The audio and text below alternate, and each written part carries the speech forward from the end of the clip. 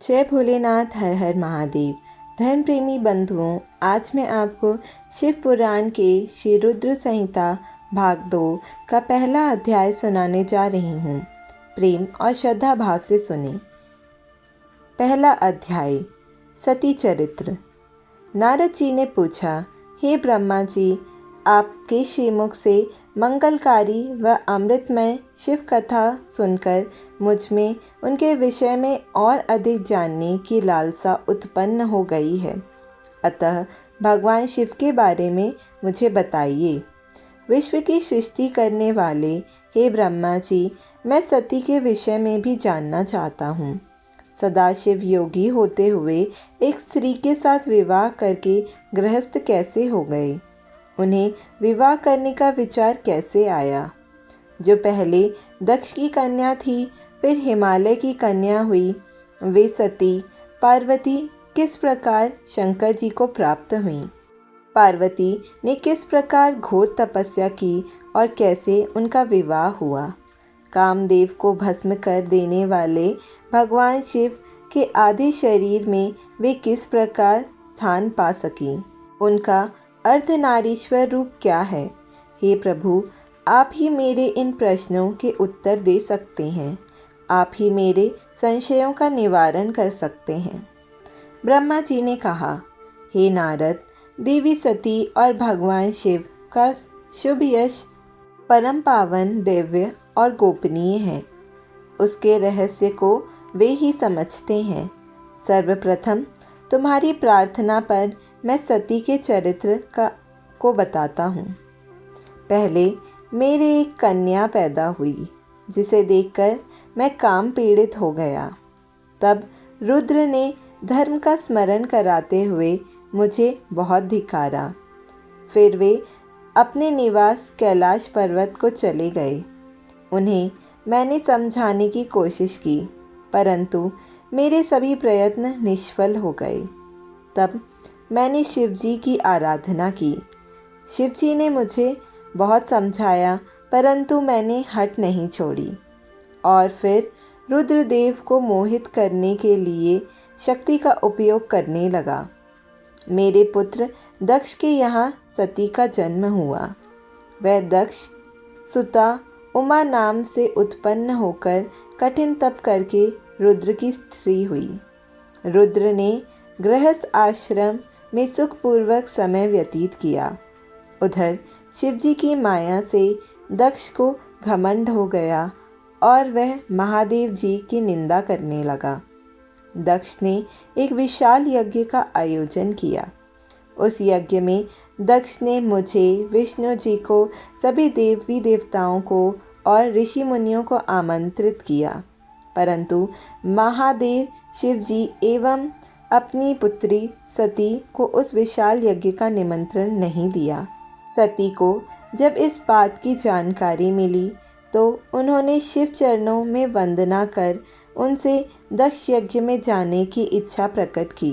भगवान शिव ने देवी सती को बहुत समझाया कि बिना बुलाए ऐसे आयोजनों में जाना अपमान और अनिष्टकारक होता है, लेकिन सती ने जाने का हठ किया। शिव ने भावी को देखते हुए आज्ञा दे दी। शिव सर्वज्ञ हैं। सती पिता के घर चली गई। वहाँ यज्ञ में महादेव जी के लिए भाग न देख और अपने पिता के मुख से अपने पति की घोर निंदा सुनकर उन्हें बहुत क्रोध आया।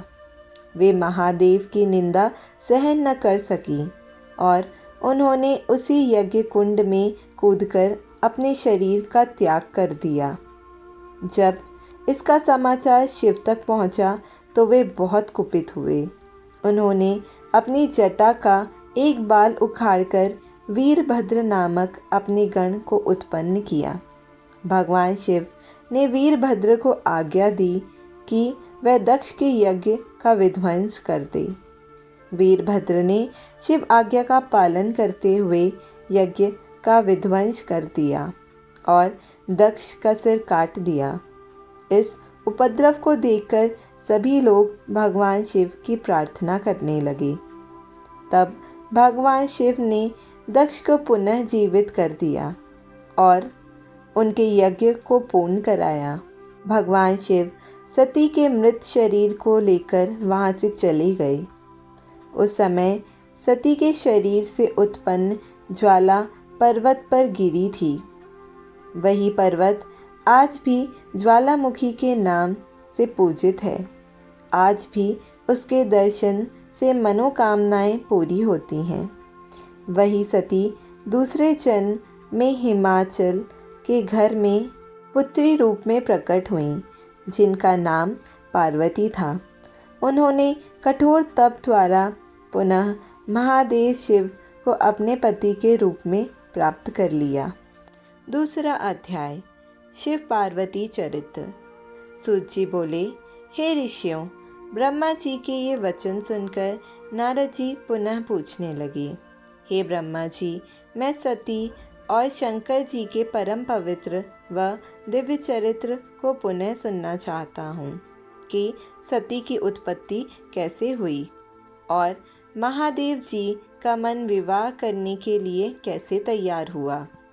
दक्ष से नाराज़ होकर देवी सती ने अपनी देह को कैसे त्याग दिया और फिर कैसे हिमाचल की पुत्री पार्वती के रूप में जन्म लिया।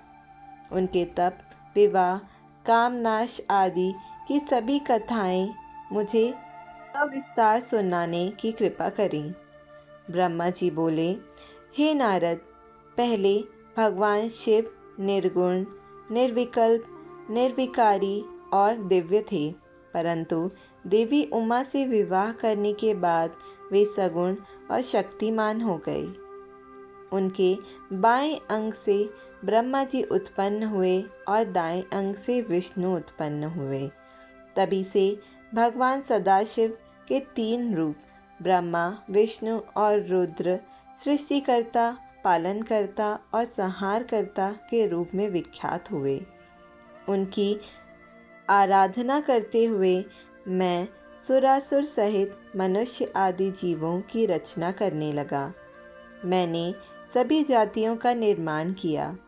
मैंने ही मरीच, अत्रि, पुलह, पुलसत्व, अंगीरा, कृतु, वशिष्ठ, नारद, दक्ष और भृगु की उत्पत्ति की और ये मेरे मानस पुत्र कहलाए। तत्पश्चात मेरे मन में माया का मोह उत्पन्न होने लगा। तब मेरे हृदय से अत्यंत मनोहरी और सुंदर रूप वाली नारी प्रकट हुई। उसका नाम संध्या था। वह दिन में क्षीण होती, परंतु रात में उसका रूप सौंदर्य और निखर जाता था। वह सायं संध्या ही थी। संध्या निरंतर मंत्र का जाप करती थी। उसके सौंदर्य से ऋषि मुनियों का मन भी भ्रमित हो जाता था। इसी प्रकार मेरे मन से एक मनोहर रूप वाला पुरुष भी प्रकट हुआ। वह अत्यंत सुंदर और अद्भुत रूप वाला था।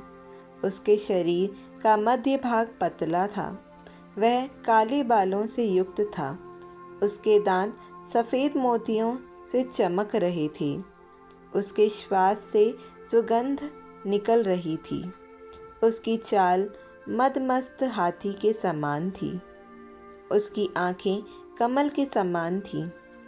उसके अंगों में लगे केसर की सुगंध नासिका को तृप्त कर रही थी। तभी उस रूपवान पुरुष ने विनयपूर्वक अपने सिर को मुझ ब्रह्मा के सामने झुकाकर मुझे प्रणाम किया और मेरी बहुत स्तुति की। वह पुरुष बोला, ब्रह्मा, आप अत्यंत शक्तिशाली हैं। आपने ही मेरी उत्पत्ति की है। प्रभु, मुझ पर कृपा करें और मेरे योग्य काम मुझे बताएं, ताकि मैं आपकी आज्ञा से उस कार्य को पूरा कर सकूं। ब्रह्मा जी ने कहा, हे भद्र पुरुष, तुम सनातनी सृष्टि उत्पन्न करो। तुम अपने इसी स्वरूप में फूल के 5 बाणों से स्त्रियों और पुरुषों को मोहित करो। इस चराचर जगत में कोई भी जीव तुम्हारा तिरस्कार नहीं कर पाएगा। तुम छिपकर प्राणियों के हृदय में प्रवेश करके सुख का हेतु बनकर सृष्टि का सनातन कार्य आगे बढ़ाओ। तुम्हारे पुष्पमय बाण समस्त प्राणियों को भेद कर उन्हें मदमस्त करेंगे। आज से तुम पुष्प बाण नाम से जाने जाओगे। इसी प्रकार तुम सृष्टि के प्रवर्तक के रूप में जाने जाओगे। तीसरा अध्याय, कामदेव को ब्रह्मा जी द्वारा शाप देना। ब्रह्मा जी ने कहा, हे नारद, सभी ऋषि मुनि उस पुरुष के लिए उचित नाम खोजने लगे। तब सोच विचार कर वे बोले कि तुमने उत्पन्न होते ही ब्रह्मा का मन मंथन कर दिया है, अतः तुम्हारा पहला नाम मनमत होगा।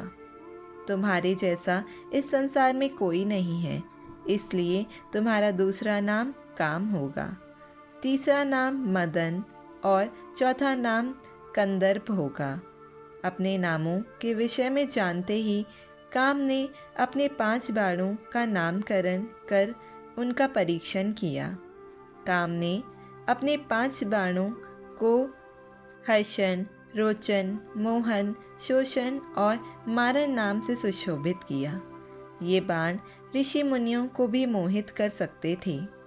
उस स्थान पर बहुत से देवता व ऋषि उपस्थित थे। उस समय संध्या भी वहीं थी। कामदेव द्वारा चलाए गए बाणों के फलस्वरूप सभी मोहित हो गए। सबके मनों में विकार आ गए। सभी काम के वशीभूत हो चुके थे। प्रजापति, मरीचि, अत्रि, दक्ष आदि सब मुनियों के साथ साथ ब्रह्मा जी भी काम के वश में होकर संध्या को पाने की इच्छा करने लगे। ब्रह्मा व उनके मानस पुत्रों सभी को एक कन्या पर मोहित होते देखकर धर्म को बहुत बुरा लगा। धर्म ने धर्म रक्षक त्रिलोकीनाथ का स्मरण किया। तब मुझे देखकर शिवजी हंसे और कहने लगे, हे ब्रह्मा, अपनी पुत्री के ही प्रति तुम मोहित कैसे हो गए? सूर्य का दर्शन करने वाले दक्ष, मरीचि और आदि योगियों का निर्मल मन कैसे स्त्री को देखकर ही मलिन हो गया? जिन देवताओं का मन स्त्री के प्रति आसक्त हो, उनके साथ शास्त्र संगति किस प्रकार की जा सकती है? इस प्रकार के शिव वचन सुनकर मुझे बहुत लज्जा का अनुभव हुआ और मेरा पूरा शरीर पसीने पसीने हो गया। मेरा विकार समाप्त हो गया, परंतु मेरे शरीर से जो पसीना नीचे गिरा, उससे पितृगणों की उत्पत्ति हुई। उससे 64,000 अग्निश्वातो पितृगण उत्पन्न हुए और 86,000 बहिर्षद पितर हुए। एक सर्वगुण संपन्न अति सुंदर कन्या भी उत्पन्न हुई, जिसका नाम रति था। उसका रूप सौंदर्य देखकर ऋतु आदि स्खलित हो गए एवं उससे अनेक पितरों की उत्पत्ति हुई। इस प्रकार संध्या से बहुत से पितरों की उत्पत्ति हुई। शिवजी के वहाँ से अंतर ध्यान होने पर मैं काम पर क्रोधित हुआ। मेरे क्रुद्ध होने पर काम ने वह बाण वापस खींच लिया। बाण के निकलते ही मैं क्रोध की अग्नि से जलने लगा। मैंने काम को शिव बाण से भस्म होने का शाप दे डाला। यह सुनकर काम और रति दोनों मेरे चरणों में गिर पड़े और मेरी स्तुति करने लगे तथा क्षमा याचना करने लगे। तब काम ने कहा, हे प्रभु, आपने ही तो मुझे वर देते हुए कहा था कि ब्रह्मा, विष्णु, रुद्र समेत सभी देवता, ऋषि मुनि और मनुष्य तुम्हारे वश में होंगे। मैं तो सिर्फ अपनी उस शक्ति का परीक्षण कर रहा था, इसलिए मैं निरपराध हूँ। प्रभु, मुझ पर कृपा करें। इस शाप के प्रभाव को समाप्त करने का उपाय बताएं। इस प्रकार काम के वचनों को सुनकर ब्रह्मा जी का क्रोध शांत हुआ। तब उन्होंने कहा कि मेरा शाप झूठा नहीं हो सकता। इसलिए तुम महादेव के तीसरे नेत्र रूपी अग्नि बाण से भस्म हो जाओगी। परंतु कुछ समय पश्चात जब शिवजी विवाह करेंगे अर्थात उनके जीवन में देवी पार्वती आएंगी, तब तुम्हारा शरीर तुम्हें पुनः प्राप्त हो जाएगा। चौथा अध्याय, कामरति विवाह।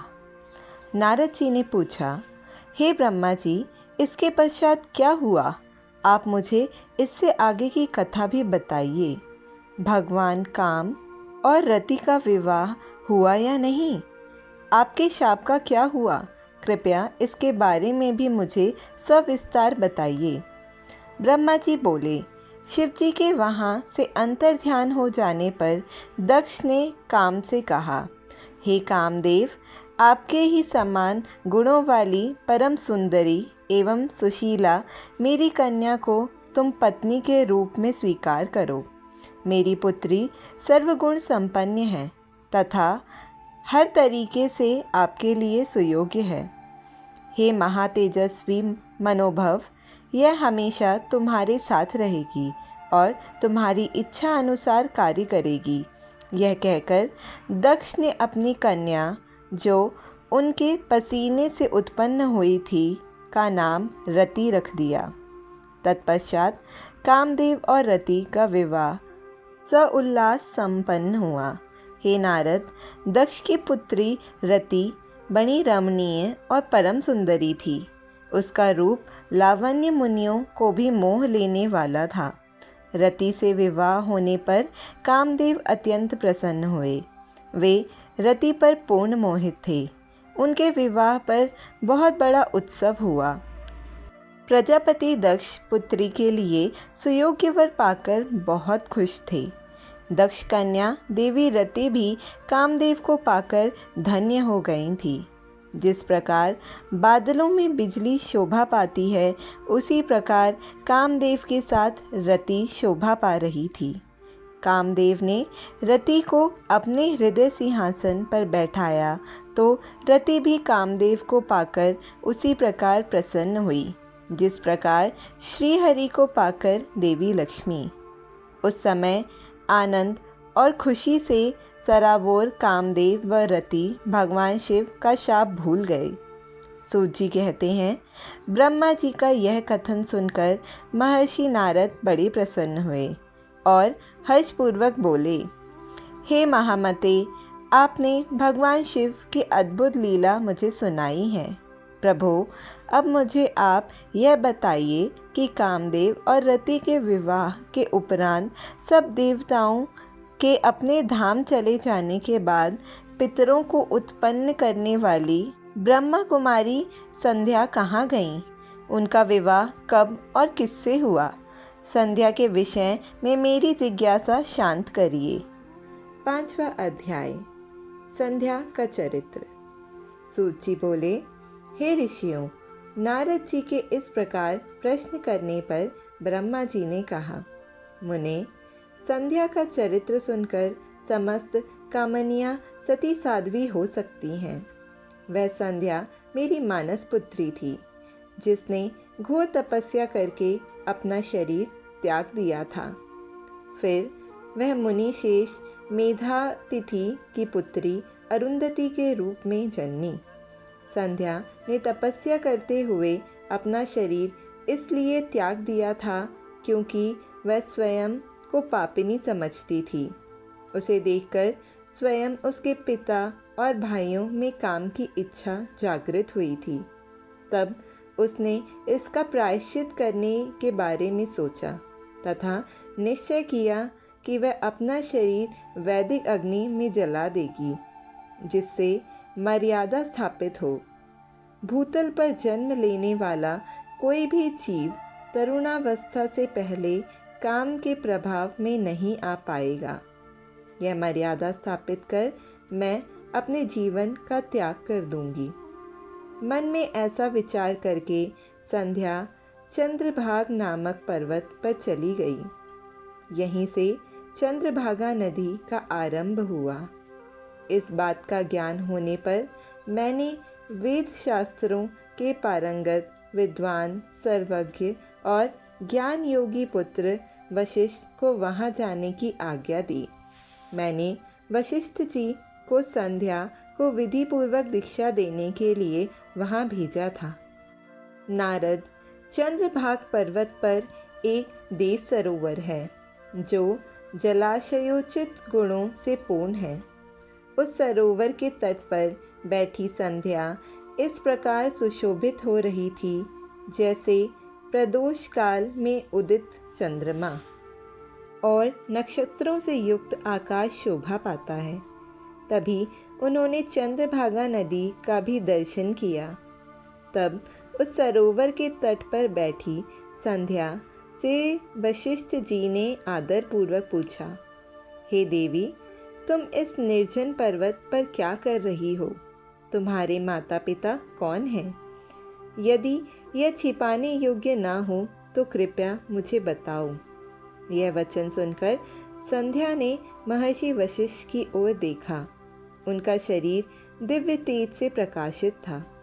मस्तक पर जटा धारण किए वे साक्षात कोई पुण्य आत्मा जान पड़ते थे।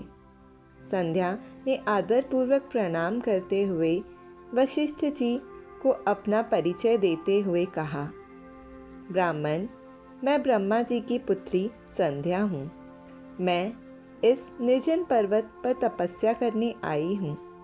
यदि आप उचित समझें तो मुझे तपस्या की विधि बताइए। मैं तपस्या के नियमों को नहीं जानती हूँ, अतः मुझ पर कृपा करके आप मेरा उचित मार्गदर्शन करें। संध्या की बात सुनकर वशिष्ठ जी ने जान लिया कि देवी संध्या मन में तपस्या का दृढ़ संकल्प कर चुकी हैं। इसलिए वशिष्ठ जी ने भक्तवत्सल भगवान शिव का स्मरण करते हुए कहा, हे देवी, जो सबसे महान और उत्कृष्ट हैं, सभी के परम आराध्य हैं, जिन्हें परमात्मा कहा जाता है, तुम उन महादेव शिव को अपने हृदय में धारण करो। भगवान शिव ही धर्म, अर्थ, काम और मोक्ष के स्रोत हैं। तुम उन्हीं का भजन करो। ओम नमः शिवाय मंत्र का जाप करते हुए मौन तपस्या करो। उसके अनुसार मौन रहकर ही स्नान तथा शिव पूजन करो। प्रथम 2 बार छठे समय में जल को आहार के रूप में लो। तीसरी बार छठा समय आने पर उपवास करो।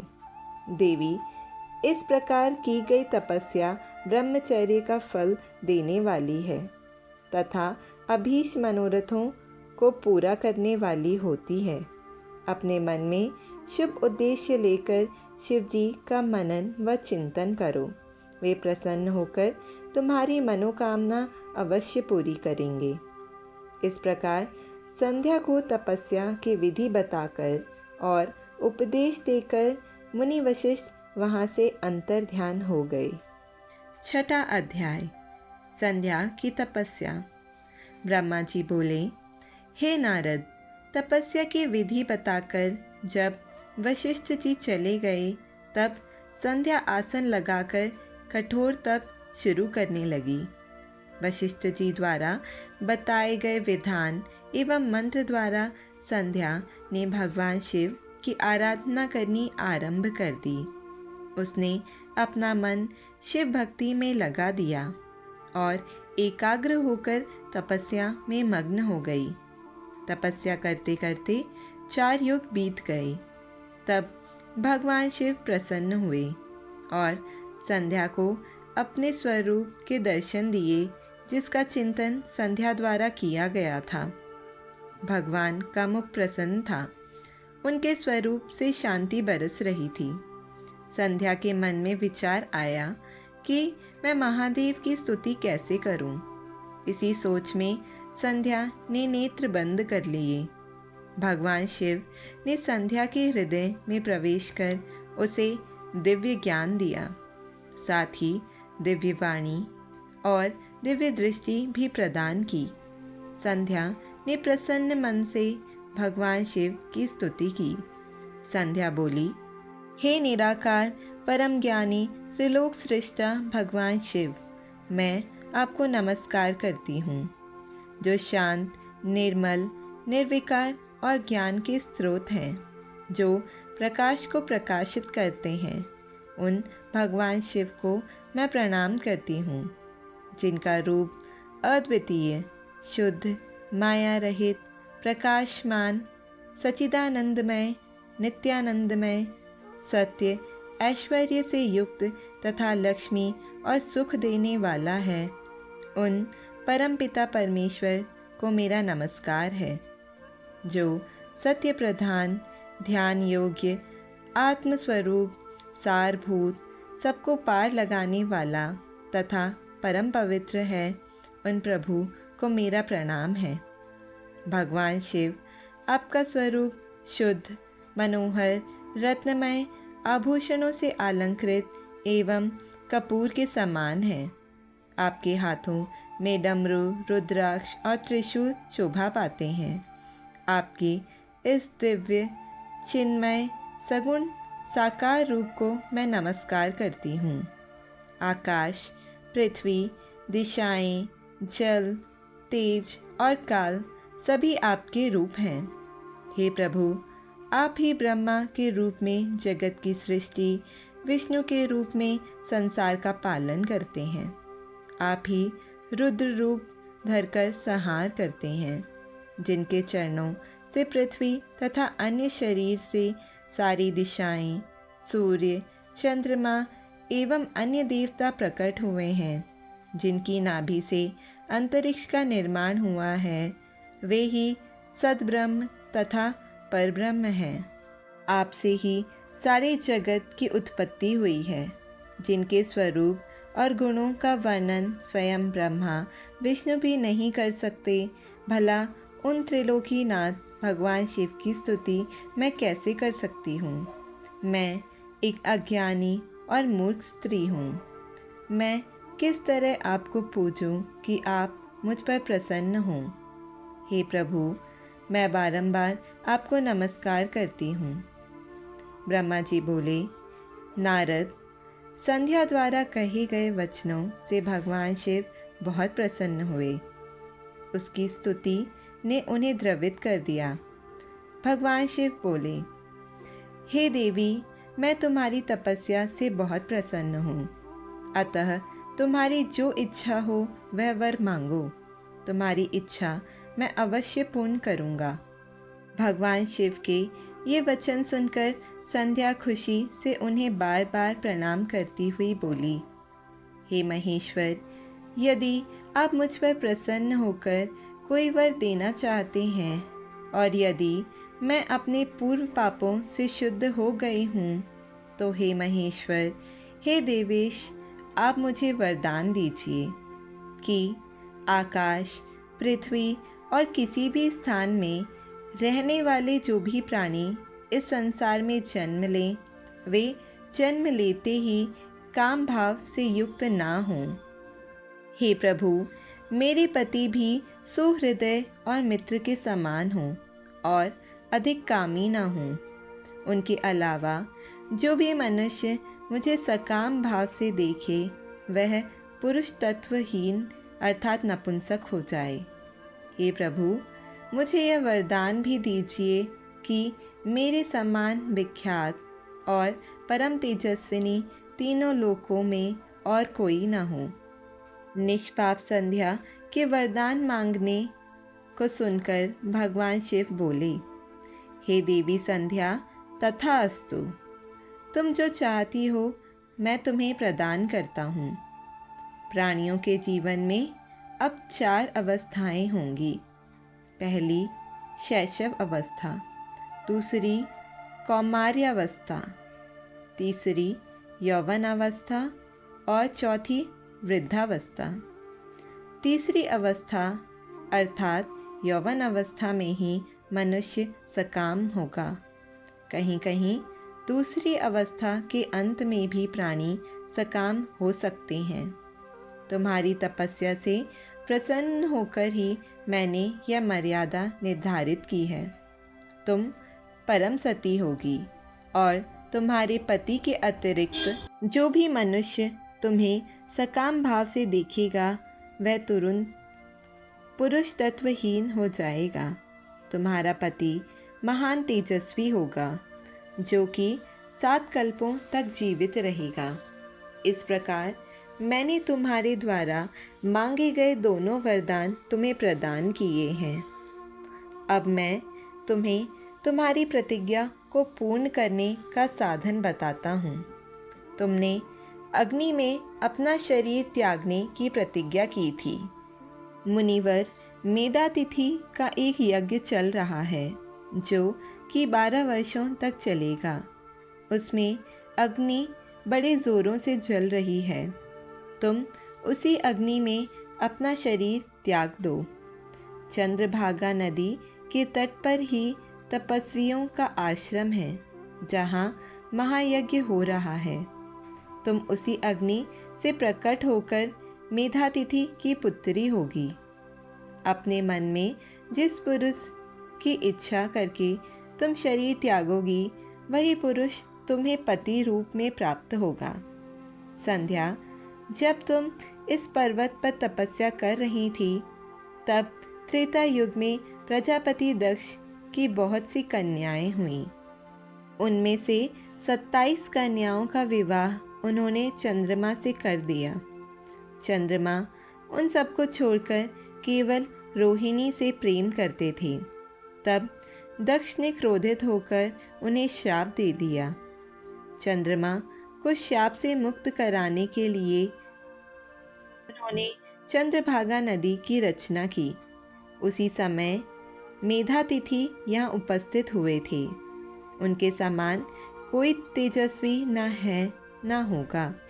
उन्हीं का ज्योतिष्टोम नामक यज्ञ चल रहा है जिसमें अग्निदेव प्रज्वलित हैं।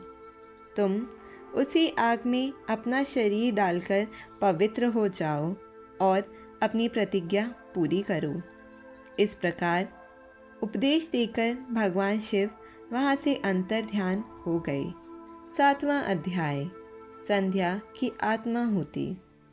ब्रह्मा जी बोले, हे नारद, जब भगवान शिव देवी संध्या को वरदान देकर वहाँ से अंतर्ध्यान हो गए तब संध्या उस स्थान पर गई जहाँ पर मुनि मेधातिथि यज्ञ कर रहे थे।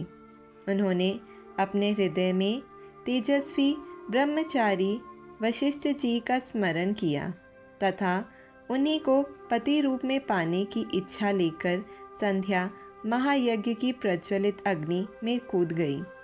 अग्नि में उसका शरीर जलकर सूर्यमंडल में प्रवेश कर गया।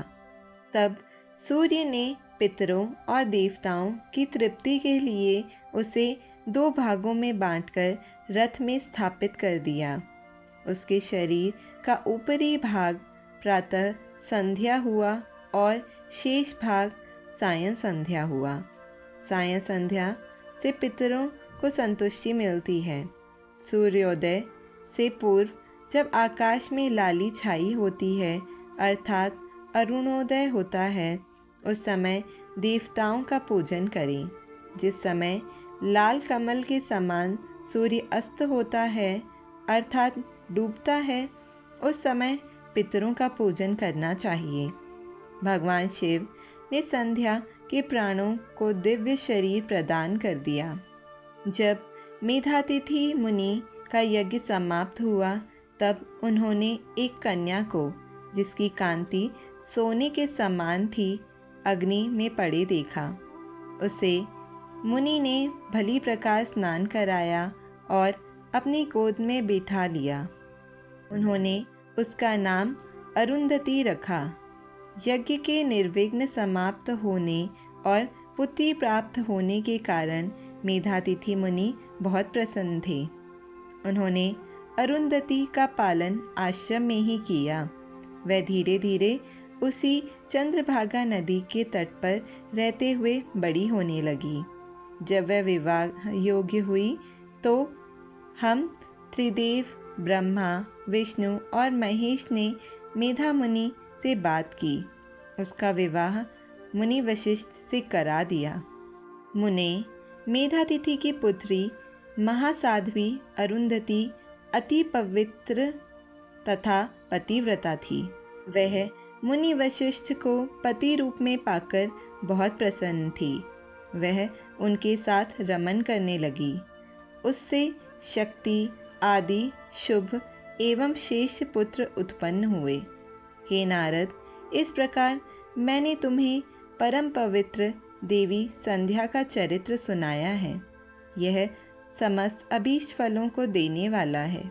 यह परम पावन और दिव्य है।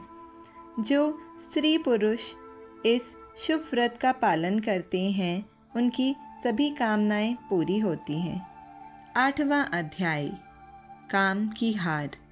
सूत जी बोले, हे ऋषियों, जब इस प्रकार प्रजापति ब्रह्मा जी ने कहा तब उनके वचनों को सुनकर नारद जी आनंदित होकर बोले, हे ब्रह्मा जी, मैं आपको बहुत धन्यवाद देता हूँ कि आपने इस दिव्य कथा को मुझे सुनाया है।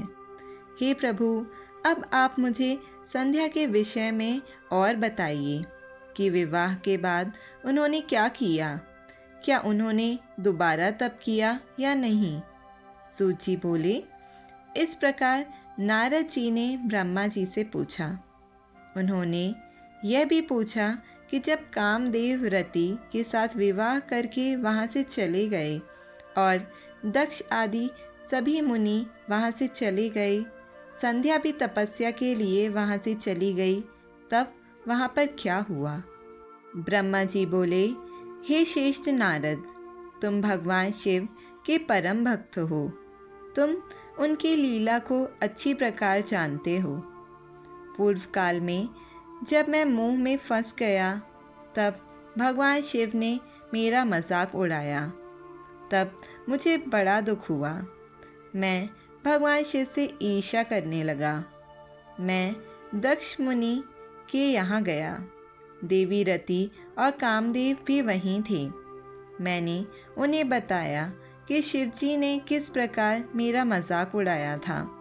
मैंने पुत्रों से कहा कि तुम ऐसा प्रयत्न करो जिससे महादेव शिव किसी कमनीय कांति वाली स्त्री से विवाह कर लें।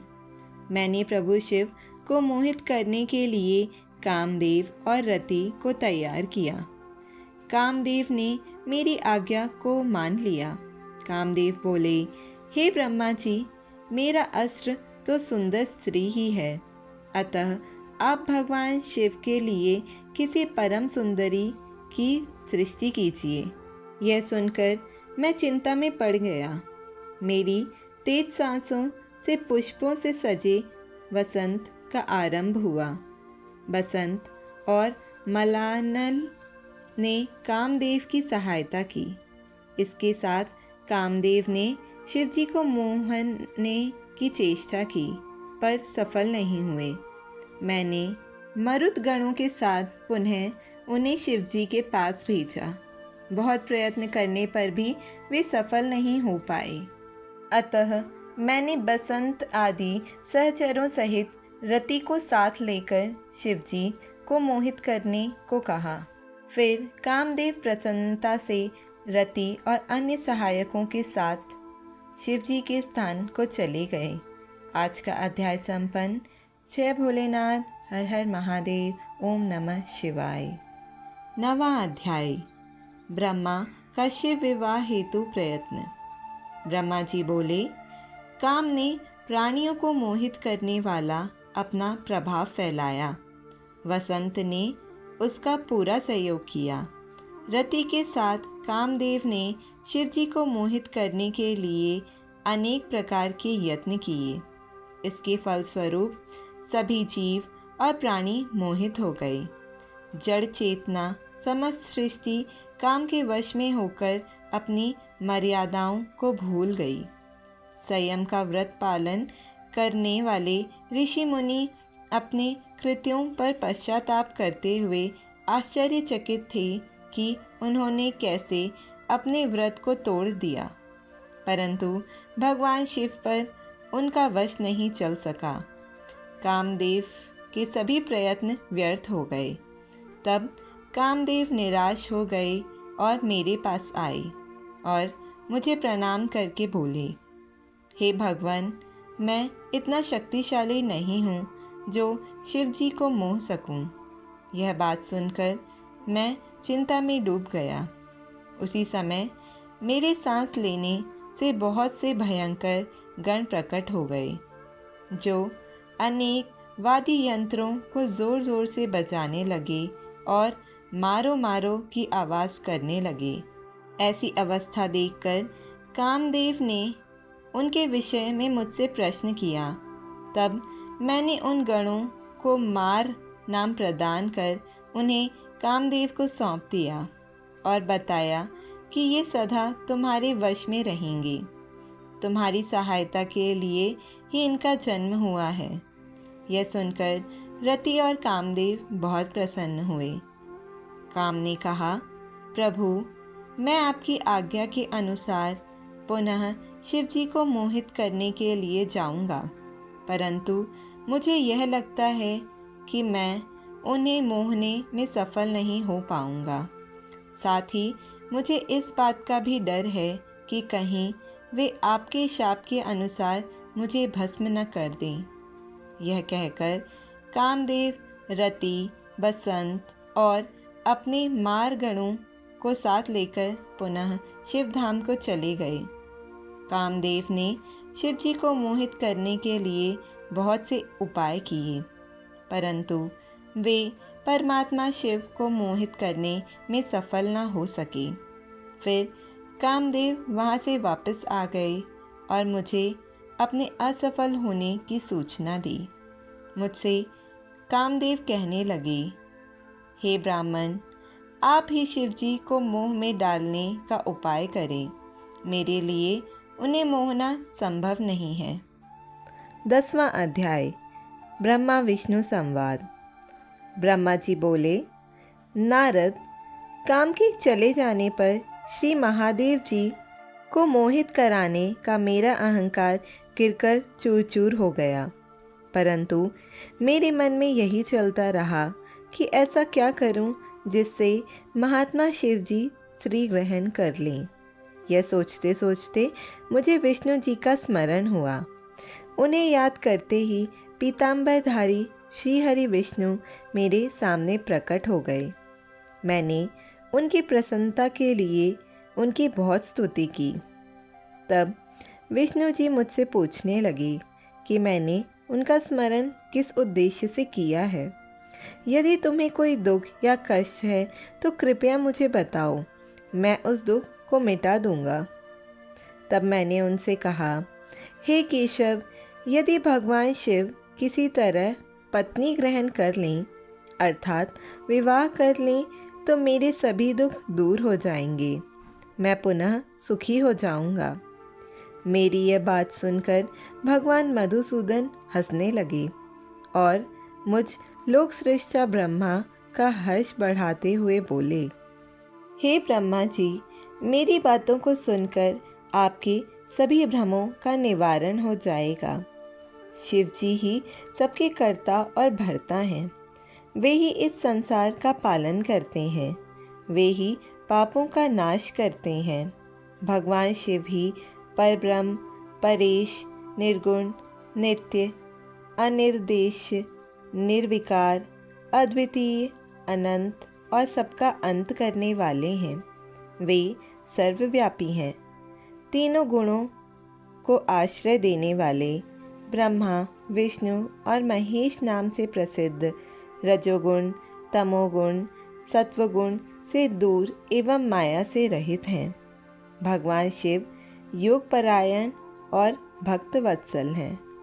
हे विधे, जब भगवान शिव ने अपनी कृपा से हमें प्रकट किया, उस समय उन्होंने हमें बताया था कि यद्यपि ब्रह्मा, विष्णु और रुद्र तीनों मेरे ही अवतार होंगे, परंतु रुद्र को मेरा पूर्ण रूप माना जाएगा। इसी प्रकार देवी उमा के भी 3 रूप होंगे। एक रूप का नाम लक्ष्मी होगा और वह श्रीहरि की पत्नी होगी। दूसरा रूप सरस्वती का होगा और वे ब्रह्मा जी की पत्नी होंगी। देवी सती उमा का पूर्ण रूप होंगी। वे ही भावी रुद्र की पत्नी होंगी। ऐसा कहकर भगवान महेश्वर वहाँ से अंतर्ध्यान हो गए।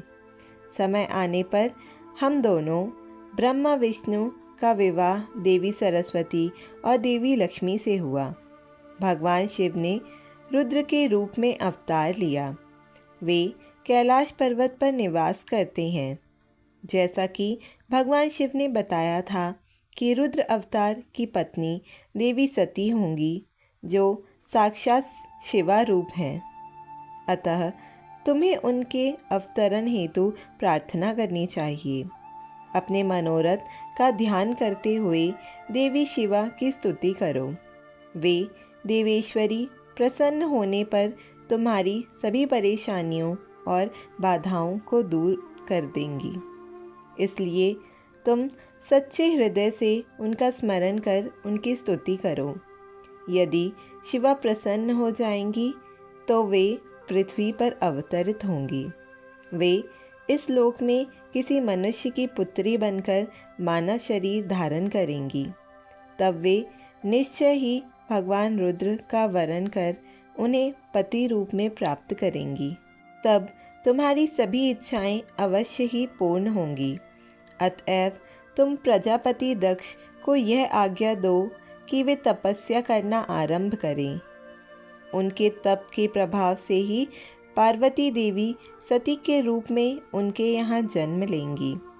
देवी सती ही महादेव को विवाह सूत्र में बांधेंगी। शिवा और शिवजी दोनों निर्गुण और परम ब्रह्म स्वरूप हैं और अपने भक्तों के पूर्णता अधीन हैं। वे उनकी इच्छा अनुसार कार्य करते हैं। ऐसा कहकर भगवान श्री हरि विष्णु वहाँ से अंतर्ध्यान हो गए। उनकी बातें सुनकर मुझे बड़ा संतोष हुआ, क्योंकि मुझे मेरे दुखों और कष्टों का निवारण करने का उपाय मालूम हो गया था। आज का अध्याय संपन्न। जय भोलेनाथ। हर हर महादेव। ओम नमः शिवाय।